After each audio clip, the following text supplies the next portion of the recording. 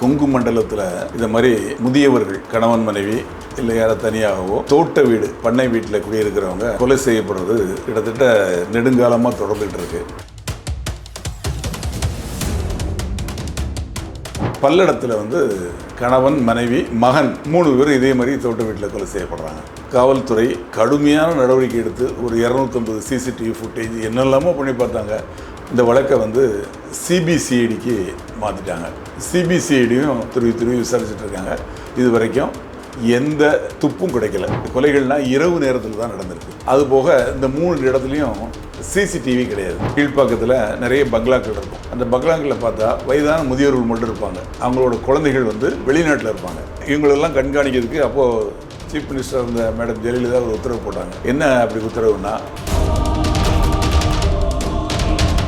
இப்போ சம்பவம் நடந்த எந்த வீட்லையுமே சிசிடிவி கிடையாது. ஆக சிசிடிவி இருந்தால் அந்த கொலை குற்றவாளிகள் தவறு செய்கிறவங்க பயப்படுவாங்க. ஆஹா, நம்ம போனால் மாட்டிக்குவோம். அந்த திருடங்க போய் வீட்டுக்குள்ளே புகுந்து உடச்சி உள்ளே போயிடுறாங்க. உள்ளே போய் பார்த்தா சிசிடிவி இருக்குது.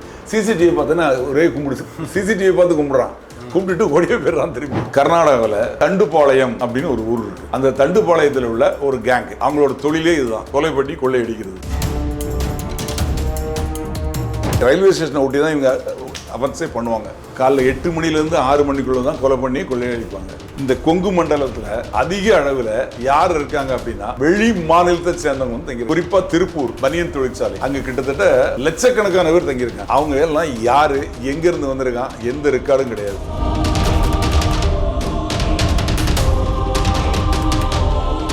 வணக்கம் சார்.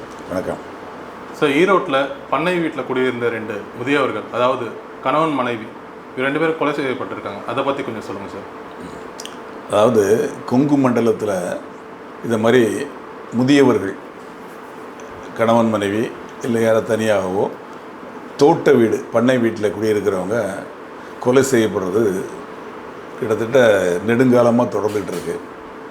இந்த மாதிரி வழக்குகளில் 2021 அதிலிருந்து 2024 அக்டோபர் வரை நடந்த ஒரு 13 வழக்குகள் இதே மாதிரி முதியவர்கள் கொலை செய்யப்பட்ட, தனியாக வசிக்கக்கூடிய முதியவர்கள் கொலை செய்யப்பட்ட வழக்குகளில் கொள்ளையடிக்கப்பட்ட, அதாவது இதை என்ன சொல்லுவோம்னா கொலைன்னு சொல்ல மாட்டோம், ஆதாயத்துக்கான கொலை, அவங்களோட நகை பணத்துக்காக நடத்தக்கூடிய கொலை.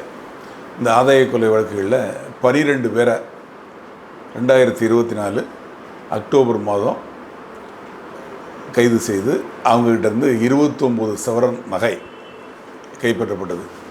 இது கொங்கு மண்டலத்தில் நடந்த ஒரு 4 வருஷத்தில் 21, 22, 23, 24 4 ஆண்டுகளில் நடந்த 13 கொலை வழக்குகள், இதே போன்ற கொலை வழக்குகளில்.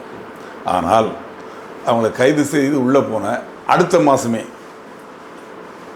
2024 நவம்பர் மாதம் பல்லடத்தில் கணவன் மனைவி மகன் 3 பேர் இதே மாதிரி தோட்ட வீட்டில் கொலை செய்யப்படுறாங்க. அதில் என்ன பியூட்டின்னா, அந்த மகன் அன்றைக்கி தான் நைட்டு வராரு வீட்டுக்கு, இங்கே கூட தங்குறாரு. காலையில் அவங்க அப்பா சவரம் செய்யக்கூடியவராக வர சொல்லியிருக்காரு அந்த ஊரில் ஒரு ஃபங்க்ஷன் அப்படிங்கிறதுக்காக. அவர் காலையில் 6 மணிக்கு பார்த்தா 3 பேரும் கொலை செய்யப்பட்டு கிடக்கிறாங்க. இந்த வழக்கில் காவல்துறை கடுமையான நடவடிக்கை எடுத்து ஒரு 250 சிசிடிவி ஃபுட்டேஜ் என்னெல்லாமோ பண்ணி பார்த்தாங்க. அந்த பழைய கேங்கு ஏற்கனவே அரெஸ்ட் பண்ணாங்கல்ல, அதில் விடுபட்டு போனவங்க அவங்க 2-3 இடத்துல தான் குடியிருக்காங்க. கிருஷ்ணகிரி, தருமபுரி, அதே மாதிரி தஞ்சாவூர், அதே மாதிரி இதில் நீலகிரியில் ஒரு இடத்துல, இங்கே தான் இந்த கேங்கு தங்கியிருக்காங்க. இவங்க எல்லாம் ஒன்றுக்கு ஒன்று சொந்தக்காரங்க. அதனால் அந்த 3 ஊர் 4 ஊர்களையும் போய் வேறு யாரெல்லாம் விடுபட்டவங்க இருக்காங்களா என்னங்கிறதையும் தேடி பார்த்தாங்க. அதுவும் கிடைக்கல. அப்புறம் இந்த வழக்கை சிபிசிஐடிக்கு மாற்றிட்டாங்க. சிபிசிஐடியும் துருவி விசாரிச்சுட்டு இருக்காங்க. இது வரைக்கும் எந்த துப்பும் கிடைக்கல. இப்போது அந்த 24 கண்டுபிடிக்கப்பட்ட வழக்குகளுக்கு பிறகு 3 வழக்குகள், சென்னிமலை அப்படிங்கிற இடத்துல இதே மாதிரி ஒன்று, 2வது இப்போ சொன்ன 3 பேர் இறந்து போனது பல்லடம், இப்போது கோயம்புத்தூர் சிவகிரிங்கிற இடத்துல இது நடந்திருக்கு. இந்த 3 வழக்குகளும் ஒரே மாதிரியான வழக்குகள். அதுக்கு முன்னாடி கண்டுபிடிக்கப்பட்ட வழக்குகளும் இப்போ நடந்த 3 வழக்குகளும் ஒரே மாதிரி வழக்குகள். இந்த வழக்குகளில் முதியவர்கள் தனியாக இருக்கக்கூடிய தோட்டத்தெருவில் தோட்ட பண்ணை வீடுகளில் குடியிருக்கக்கூடியவங்க தான் கொலை செய்யப்பட்டிருக்காங்க, முதியவர்கள் தான். அதே மாதிரி இந்த கொலைகள்லாம் இரவு நேரத்தில் தான் நடந்திருக்கு.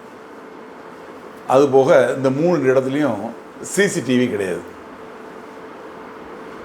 இந்த விஷயங்களை தெரிஞ்சுக்கிட்டு தான் ஒரு கும்பல் இதை பண்ணுறாங்க.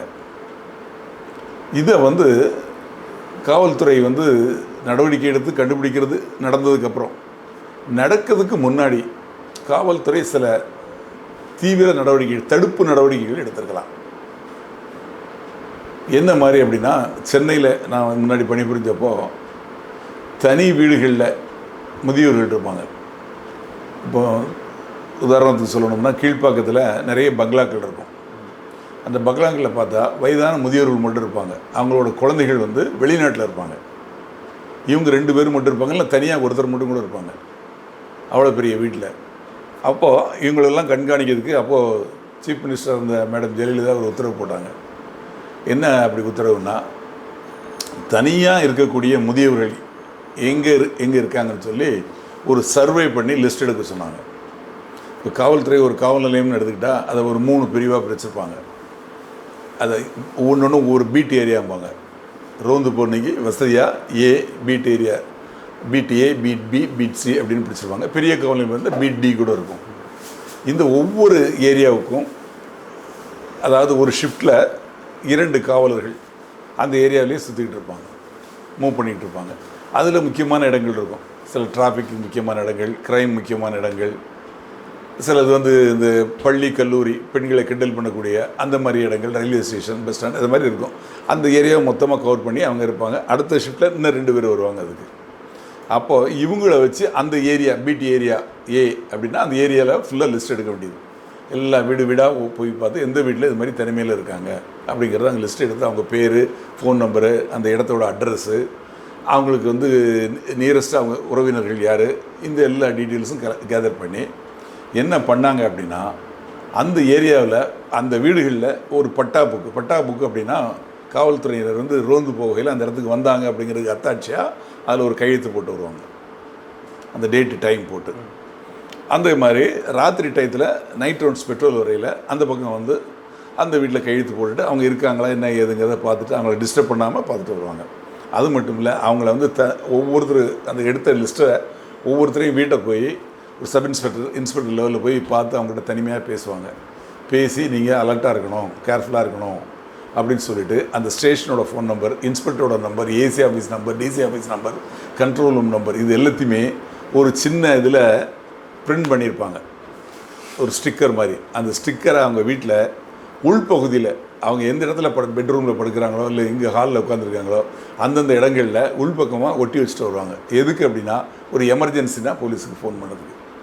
அது போக இப்போ லேட்டஸ்ட்டாக காவல் ஆப் அப்படின்னு சொல்லி ஆப் இருக்குது. அந்த ஆப்பை டவுன்லோட் பண்ணி உங்களுக்கு ஏதாவது ஒரு ஆபத்துனா இந்த பட்டனை மட்டும் அமுக்குனீங்கன்னா போதும், அடுத்த நிமிஷத்தில் எங்களுக்கு தகவல் கிடச்சிடும், நாங்கள் வந்துடுவோம் அப்படிங்கிறத எங்களுக்கு எஜுகேட் பண்ணுவாங்க. இது போக இப்போது சென்னை போன்ற நகரங்களில் பிரச்சனை இல்லை, எல்லா வீட்லேயுமே சிசிடிவி வச்சுருப்பாங்க. முதியோர்கள் இருக்கக்கூடிய இடத்துல இந்த மாதிரி பங்களா டைப்பில் எல்லா இடத்துலையுமே சிசிடிவி இருக்கும். கிராமப்புறத்தில் இப்போ சம்பவம் நடந்த எந்த வீட்லேயுமே சிசிடிவி கிடையாது. ஆக சிசிடிவி இருந்தால் அந்த கொலை குற்றவாளிகள் தவறு செய்கிறவங்க பயப்படுவாங்க, ஆஹா நம்ம போனால் மாட்டிக்குவோம் அப்படிங்கிற பயம் இருக்கும். ஒரு இடத்துல திருடத்துக்கு போகிறாங்க, அந்த திருடங்க போய் வீட்டுக்குள்ளே உடச்சி உள்ளே போயிடுறாங்க. உள்ளே போய் பார்த்தா சிசிடிவி இருக்குது. சிசிடிவி பார்த்தோன்னா ஒரே கும்பிடுச்சு, சிசிடிவி பார்த்து கும்பிட்றான், கும்பிட்டுட்டு ஓடியே போயிடுறான் திரும்பி. அப்போ அவனுக்கு பயம் இருக்குது, சிசிடிவியில் நம்ம மாட்டிக்குவோம் அப்படிங்கிற ஒரு பயம் இருக்குது. அதனால் சிசிடிவி இருந்தால் அந்த பிரச்சனை கிடையாது. அவங்கக்கிட்ட சொல்லி சிசிடிவி நிச்சயமாக எல்லா வீடுகளையும் வைக்க சொல்லணும். இப்போது சிசிடிவி அப்படிங்கிறது ரொம்ப சுலபமாக கிடைக்கிது. 10,000 ரூபாய்க்கு 4 கேமரா 10,000 ரூபாய்க்கு கிடைக்குது. அதை இப்போது பண்ணை வீடுன்னா ஓரளவு வசதியானவங்க தான் இருக்கும், ரொம்ப ஏழ்மையானவங்க கிடையாது. இல்லாட்டியும் அவங்க குழந்தைகள் மகள்லாம் வெளியூரில் இருக்காங்க. இந்த 10,000 ரூபா ஸ்பெண்ட் பண்ணுறது ஒன்றும் இல்லை, இப்போ உயிரே போகுது. இப்போ இந்த கடைசி சம்பவத்தில் 1,50,000 லட்ச ரூபா பணமும் கிட்டத்தட்ட 11,000 நகையும் போயிருக்கு. அதோட வேல்யூ இன்றைக்கி பாருங்கள் என்ன, 2 உயிரும் போச்சு. அப்போ 10,000 ரூபா செலவழிச்சு இந்த காவல்துறையை சேர்ந்தவங்க அவங்களை கன்வின்ஸ் பண்ணி சிசிடிவி அங்கே எரெக்ட் பண்ணதுக்கு சொல்லணும்.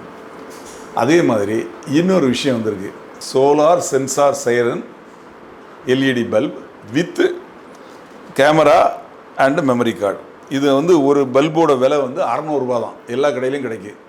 இது எப்படின்னா, இந்த பல்பை இப்போ வீட்டு என்ட்ரன்ஸில் இதை பொருத்திட்டோம்னா பகலில் அது எரியாது, நைட்லேயும் எரியாது. ஆனால் சூரிய அந்த ஒளியை வச்சு அது சார்ஜ் ஆகிக்கும். சார்ஜ் ஆகிட்டு அதில் சென்சார் போயிட்டு இருக்கும். அந்த சென்சாரை கிராஸ் பண்ணி யாராவது வந்தாங்கன்னா, அது பக்கத்தில் போனாங்கன்னா டக்குன்னு லைட் எரிய ஆரம்பிச்சிடும், சைரன் கத்த ஆரம்பிச்சிடும். அதை அங்கே இருக்கிற இது இருக்குது பாருங்கள், கேமரா, அதை அப்படியே வீடியோ எடுக்க ஆரம்பிச்சிடும். எடுத்து அந்த மெமரி கார்டில் ஸ்டோரேஜ் பண்ணிடுறோம். இப்போ இந்த வீட்டு 4 பக்கம் சுற்றி இது மாதிரி வச்சுருந்தாங்க அப்படின்னா ஒரு பல்பு 600 ரூபா தான். அது வந்து யார் வராங்க முதல்ல வந்து அது மாதிரி தெரியாமல் வந்துட்டா கூட அந்த லைட் எரிஞ்சு சைரன் கத்த ஆரம்பிச்சோன்னா ஓடிடும். உள்ளே இருக்கவங்களும் அலர்ட் ஆகிடலாம். அதே மாதிரி அந்த வீட்டில் இருக்கக்கூடியவங்க எல்லாருமே எல்லா வீட்லேயுமே மிளகாத்தூள் இருக்கும். மிளகாத்தூளை நிறைய வச்சுருந்தாங்கன்னா ஏதாவது ஒரு எமர்ஜென்சியாக எடுத்து வீசினா போதும், அவங்களுக்கு கண் கறிக்க ஆரம்பிச்சிடும். அப்போ அவங்கள அட்டாக் பண்ணிடலாம். பட் இதில் என்ன விஷயம்னா, எல்லாருமே வயசானவங்க, எல்லாம் நடந்த சம்பவங்கள் எல்லாமே நள்ளிரவில் நடக்குது, அவங்க தூங்கிட்டு இருக்கப்போ நடக்குது.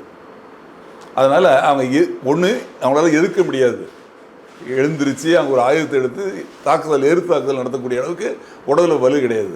ஆனால் இது மாதிரி ஒரு சின்ன சம்பவங்கள் பண்ணலாம். அதே மாதிரி பணம், நகைகளை, பணத்தை பொறுத்தவரை அங்கே வைக்க வேண்டிய வேலையே கிடையாது. நகையை வந்து பக்கத்தில் இருக்க இந்த ஒரு டவுனில் வந்து இருக்கக்கூடிய பேங்கில் கொண்டு ஒரு இதில் வச்சிடலாம், லாக்கரில். அங்கேயே அக்கௌண்ட் ஓப்பன் பண்ணி பணத்தை இது பண்ணிடலாம். இல்லை அந்த ஊர்லேயே போஸ்ட் ஆஃபீஸ் இருக்கும், போஸ்ட் ஆஃபீஸில் ஒரு அக்கௌண்ட் ஓப்பன் பண்ணி அக்கௌண்ட்டில் பணத்தை போட்டுடலாம். இவங்களுக்கு பணம் வேணுங்கிறப்போ அவங்க கார்டு கொடுத்துருவாங்க, ஏடிஎம் கார்டு, அதை வச்சு இவங்க காசை எடுத்து செலவு பண்ணிக்கலாம். இந்த மாதிரி விஷயங்களெல்லாம் அவங்களுக்கு தெரியப்படுத்தணும். இதோட இன்னொரு விஷயம் என்னென்னா, நாய். இந்த தோட்டத்தில் நாய் வளர்க்குறது ஒரு கஷ்டமான விஷயம் இல்லை. நாட்டு நாய் ஒரு 4 குட்டிகளாக எடுத்துகிட்டு வளர்த்தாங்கன்னா அது இவங்க சாப்பிட்டுட்டு போகும், மிச்சம் இருக்க சாப்பாடை போட்டாலே போதும், அது சாப்பிட்டுட்டு அங்கேயே சுற்றி இருக்கும்.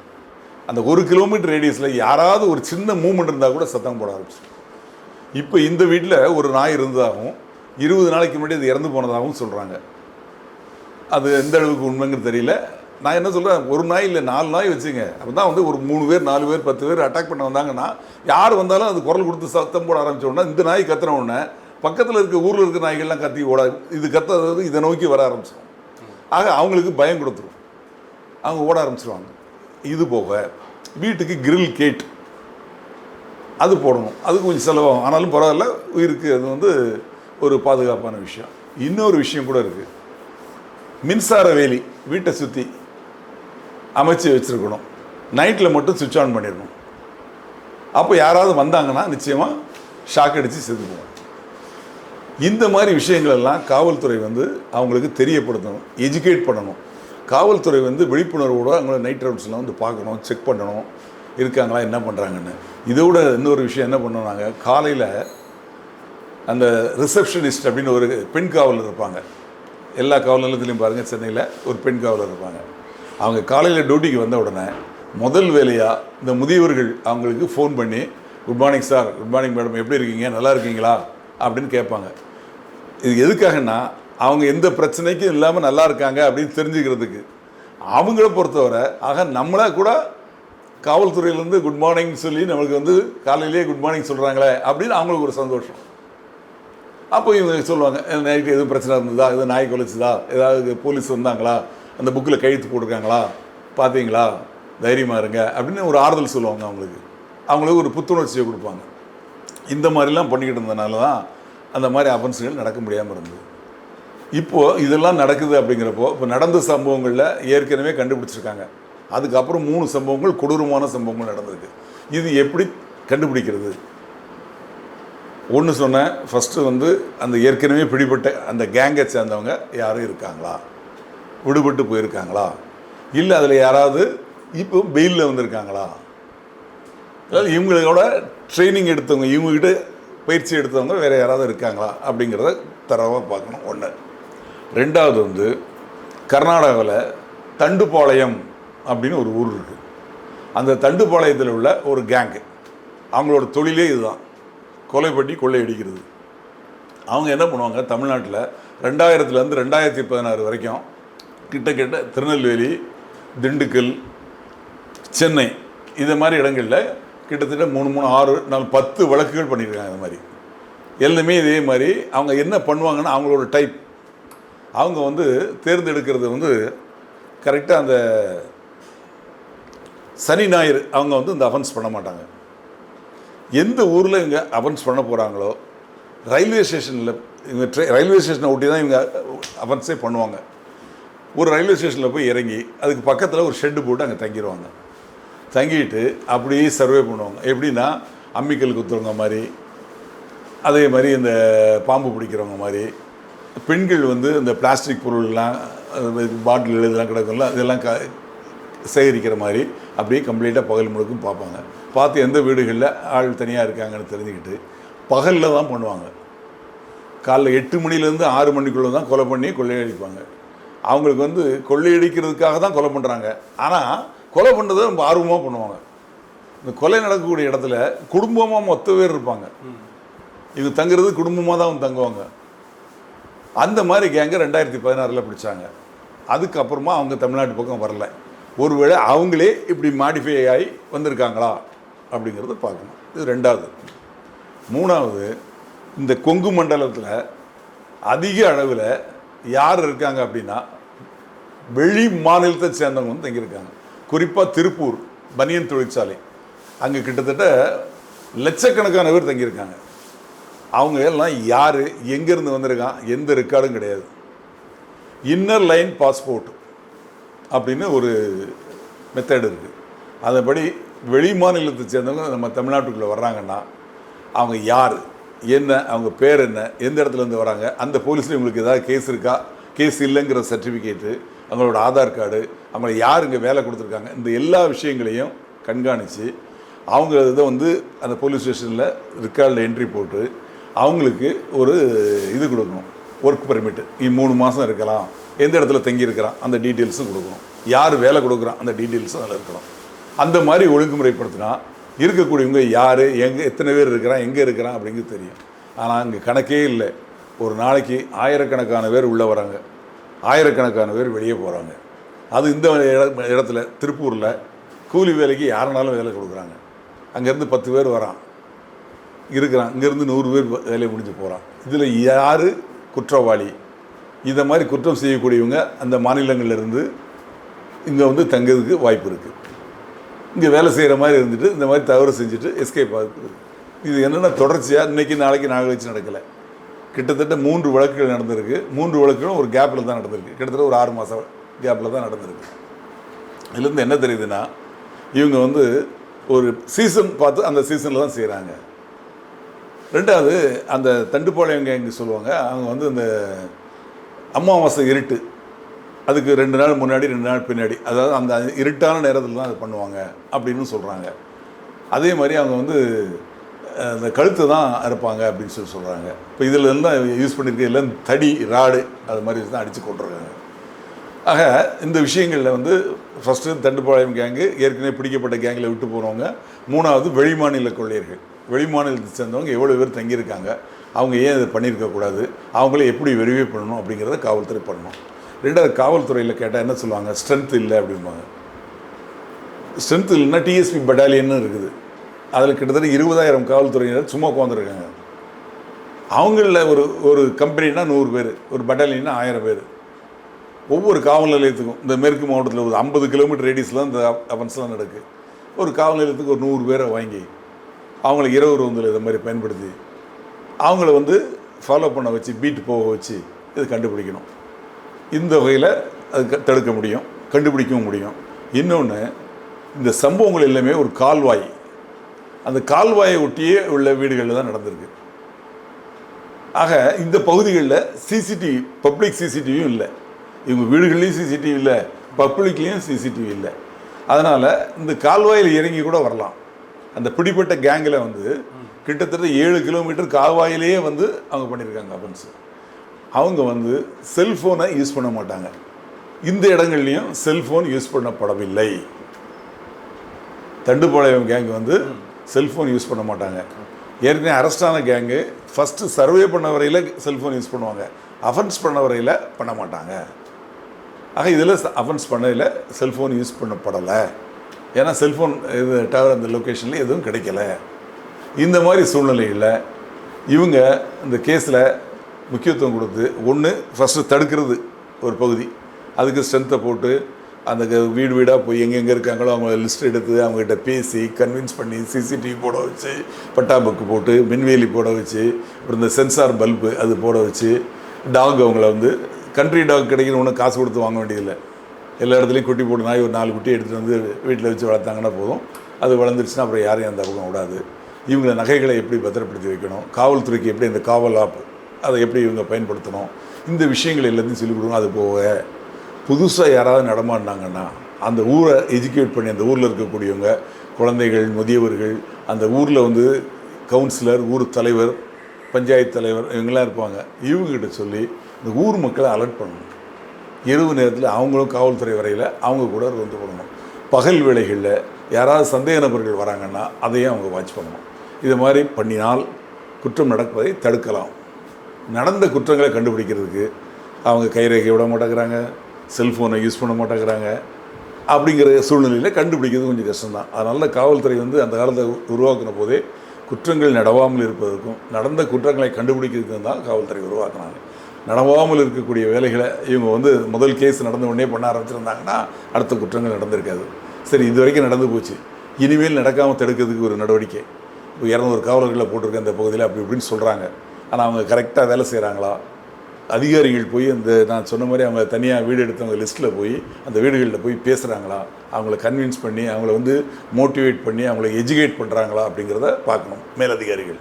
அதே மாதிரி இந்த பக்கம் கண்டுபிடிக்கிறதுக்குன்னு போட்டிருக்க டீம் அவங்க என்ன பண்ணியிருக்காங்க, எந்த பக்கம் போகிறாங்க, இது எந்த சின்ன தகவலாக இருந்தால் கூட அதை வந்து வெரிஃபை பண்ணணும். வெரிஃபை பண்ணி எங்கே இருக்குது ஏது இருக்குது, நிச்சயமாக அந்த இடத்த பற்றி தெரியாதவங்க பண்ணலை, நல்லா தெரிஞ்சு அதை பற்றி பண்ணிவிட்டு, அதாவது அவன் சர்வே பண்ணி இதுதான் அப்படிங்கிறத முடிவு பண்ணிட்டு தான் பண்ணியிருக்கான். போன நகைகள் இப்போ இந்த வழக்குகளில் வந்து கொஞ்சம் நகைகள் ஜாஸ்தி. ஆனால் அதில் பாருங்கள் 13 வழக்குகளில் மொத்தம் 39 சவரம் தான் போயிருக்கு. அதை ரெக்கவரி பண்ணிட்டாங்க. 12 பேர் அதில் அந்த கேங். ஆக இது யார் என்ன அப்படிங்கிறது வந்து காவல்துறை வந்து ஒரு சேலஞ்சாக எடுத்துக்கிட்டு உலகத்திலேயே 2வது சிறந்த காவல்துறை அப்படின்னு சொல்லக்கூடிய தமிழ்நாடு காவல்துறை அவங்க வந்து இதில் வந்து சீரிய முறையில் நடவடிக்கை எடுத்து கூடிய விரைவில் அந்த அக்யூஸ்டை பிடிச்சி ப்ராப்பர்ட்டியை ரெக்கவர் பண்ணணும். 2வது இந்த மாதிரி குற்றவாளிகள், கடும் குற்றவாளிகள், இந்த கொலை குற்றவாளிகள் இவங்களை கைது பண்ணுறப்போ காவல்துறை எச்சரிக்கையோடு இருக்கணும். ஏன்னா இவங்க வந்து நிச்சயமாக காவல்துறையை தாக்குவாங்க, பிடிக்கிற போது நிச்சயமாக தாக்குவாங்க, தாக்கிட்டு எஸ்கேப் பார்ப்பாங்க. அப்படி கொலைவெறியோடு தாக்கக்கூடிய ஒரு சூழ்நிலை வந்தால் காவல்துறை யோசனையே பண்ணாமல் அவங்கள என்கவுண்டர் பண்ணணும். இந்த மாதிரி குற்றவாளிகள் என்கவுண்டர் செய்யப்படுறது தவறே கிடையாது. ஏன்னா எத்தனை உயிர்கள் போயிருக்கு, அதாவது கொடூரமான முறையில் கொலை பண்ணியிருக்காங்க. அவங்கள வந்து காவல்துறை அவங்கள தாக்க வரும்போது என்கவுண்டர் பண்ணது தப்பே கிடையாது. ஒரு வயலில் பயிர் நட்டுருக்கோம், இடையில களைகள் முளைச்சி அது வளர்ந்துருச்சுன்னா அந்த பயிர் அழிஞ்சு போயிடும். அது மாதிரி நம்ம சமுதாயங்கிற இந்த நாட்டில் இந்த சமுதாயம் நல்ல முறையில் வளர்ந்து வந்துட்டு இருக்குது இந்த நாடு. இந்த சமயத்தில் இந்த மாதிரி களைகள் இடையில புகுந்து அந்த வளர்ச்சியை கெடுக்குது, உயிரை எடுக்குது, நகையை எடுக்குது. ஆக இந்த களைகள் அகற்றப்பட வேண்டும். சட்டப்படியாக நீதிமன்றம் மூலமாக அவங்களுக்கு தண்டனை வாங்கி கொடுக்கட்டும், அதில் மாற்றுக்கிறதே இல்லை. ஆனால் காவல்துறை பிடிக்க போகும்போது தாக்கினால் என்கவுண்டர் பண்ணது தவறில்லை, கூடிய விரைவில் பிடிப்பாங்க அப்படின்னு நான் நம்புகிறேன். நன்றி, வணக்கம்.